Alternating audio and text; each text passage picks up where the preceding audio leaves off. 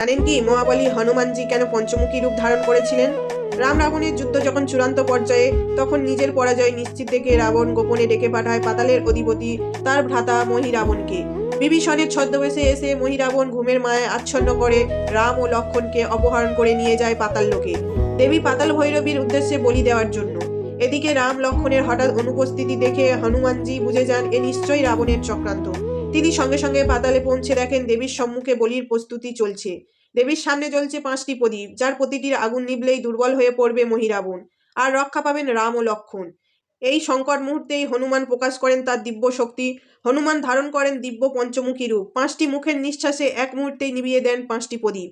শক্তিহীন হয়ে পড়া মহিরাবণকে হনুমানজি তখনই বধ করেন এবং মুক্ত করেন রাম ও লক্ষ্মণকে। আজও সেই পবিত্র পঞ্চমুখী হনুমান রূপ ভক্তদের কাছে রক্ষা কবচ হিসেবে পূজিত হয়ে আসছে। আপনি যদি সত্যিই বজরংবলীর ভক্ত হন, তবে এই চ্যানেলটি অবশ্যই সাবস্ক্রাইব করুন।